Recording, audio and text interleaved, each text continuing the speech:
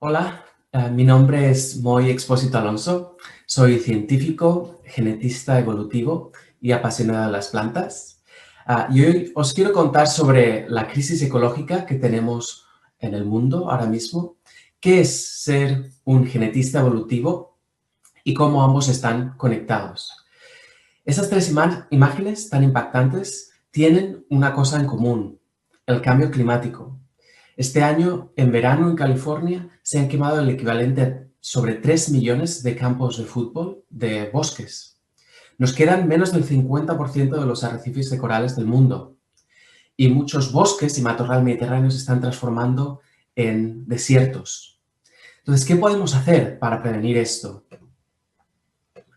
Lo más obvio es, como mi hermano y yo aquí de pequeños intentábamos con mi padre, es reforestar, plantar árboles como pinos o encinas que se han talado o cortado. Y eso lo hacíamos en Alicante, mi ciudad natal. Esta pasión por reforestar, por recuperar estos hábitats y ecosistemas, se transformó a lo largo de mi vida en el estudio de la genética evolutiva. Y os preguntaréis, ¿qué tiene que ver la genética con restaurar ecosistemas? Pues mucho. Todas las especies de la Tierra comparten su código genético. Por ejemplo, todas las plantas vienen originalmente de un alga pequeña, unicelular, y a través del proceso evolutivo cambiaron su código genético, colonizaron la Tierra, se diversificaron en muchas especies y ahora pueden estar adaptadas tanto al desierto como al Ártico. Pero mucha gente piensa que la evolución pasa de una forma muy lenta. Bien, yo creo que uno de los descubrimientos más grandes del siglo XX es que en realidad las especies pueden adaptarse genéticamente rápido ante un cambio ambiental. Y ese es, por ejemplo, el famoso ejemplo de la polilla de Gran Bretaña, la cual la forma negra era muy rara, pero pasó a ser dominante en 50 años tras la Revolución Industrial, donde los árboles se ennegrecieron porque se quemaba mucho carbón y la polilla negra podía evitar más enemigos porque se mimetizaba con estos nuevos árboles que estaban ennegrecidos.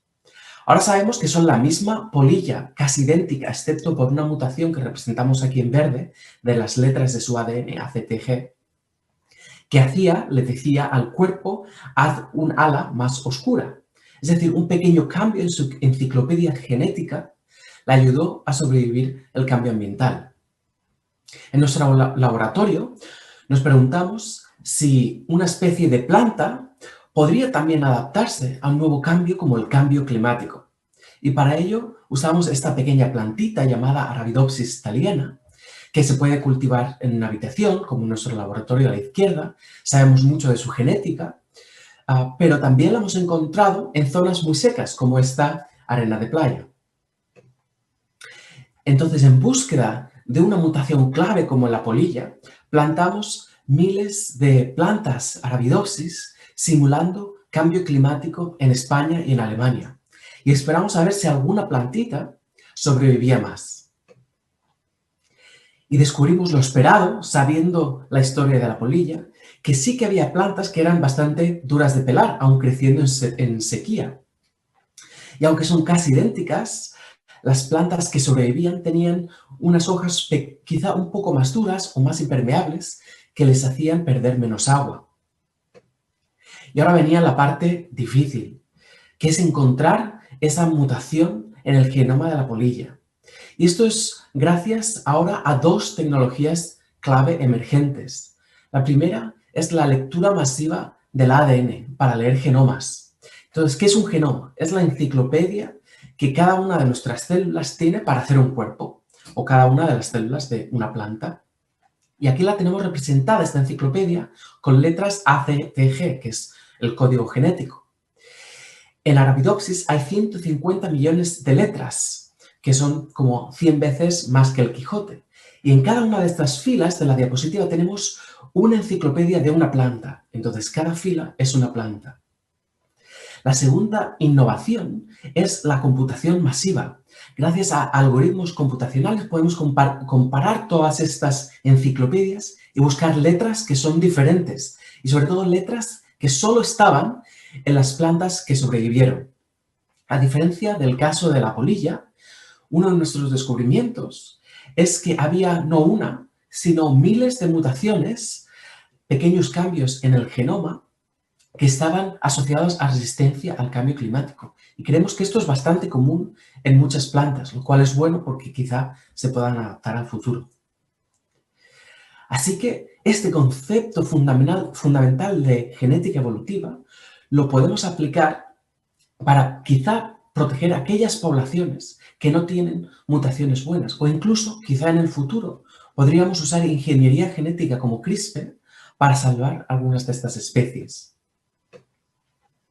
En los últimos minutos os quiero contar de una forma más práctica qué se requiere para ser un biólogo, cómo llegué a estudiar Arabidopsis, genética evolutiva y cambio climático. Y os lo explico con una anécdota.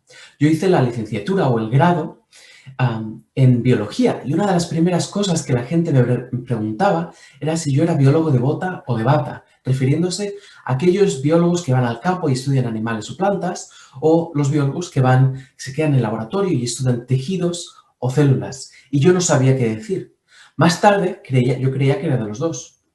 Más tarde, también descubrí que había un tercer tipo de biólogo, el biólogo de tecla, que me lo he inventado, que es un biólogo que no va al campo ni al laboratorio, pero se queda en el ordenador escribiendo código para analizar Big Data biológico. Al final acabé estudiando o siendo todos estos tipos de biólogo y es lo que me ha permitido hoy contaros la historia de Arabidopsis. Y es que los biólogos evolutivos del siglo XXI no estudiarán biología ni de bata, ni de bota, ni de tecla, sino lo que sea, incluso otras carreras, química, ambientales, computación, física, matemáticas.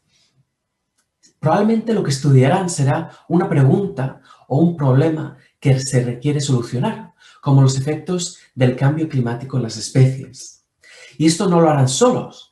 Las preguntas del futuro se responderán con grandes equipos que trabajan bien y piensan de muchas formas. Mi laboratorio en el Instituto Carnegie, en la Universidad de Stanford, cuenta con estos individuos, estas caras maravillosas, que vienen de 7 países diferentes y han estudiado de todo, desde informática pura a ecología o a biología celular. Así que romper esquemas, pensar a lo grande. El futuro y el mundo es vuestro, entenderlo y protegerlo. Suerte.